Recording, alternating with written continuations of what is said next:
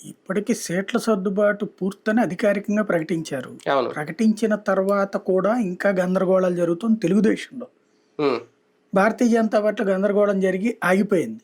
ఉమ్, ఇప్పుడు మార్పు చేర్పులు చేయడం అనేది ప్రారంభిస్తే తేనె తుట్టని కదిలించినట్టే. ఉమ్, ఎందుకంటే ఇప్పుడు ఫర్ ఎగ్జాంపుల్ అనపర్తి సీటు మార్చమంటున్నారు. అనపర్తి సీటు మార్చి తంబళపల్లి ఇచ్చేటట్టయితే అదెందుకు విజయవాడ ఇదే రాజమండ్రి అర్బన్ ఇవ్వచ్చుగా. ఉమ్, ఏం రఘురామకృష్ణరాజుకి ఉండిస్తానన్నప్పుడు సిట్టింగ్ ఎమ్మెల్యే సీటు ఉమ్, అక్కడ ఇవ్వచ్చుగా, అవును. ఎందుకు కాకూడదు. ఉమ్, అట్లాగే వీళ్ళకెందుకు అదేదో రాజీవంపేట ఇట్లాంటిది ఎందుకు, అదే కిరణ్ కుమార్ రెడ్డిని తీసుకొచ్చి శుభ్రంగా విశాఖపట్నం ఇవ్వచ్చుగా. కిరణ్ కుమార్ రెడ్డికి జీవీఎల్ నరసింహారావుకి ఇవ్వచ్చుగా. జీవీఎల్. విశాఖపట్నం గతంలో రెడ్లు గెలిచారు కదా, నెదురుమల్లి జనార్దన్ రెడ్డి నుంచి గెలిచాడు కదా, ఉమ్, ఉమ్, అది ఇవ్వచ్చు కదా.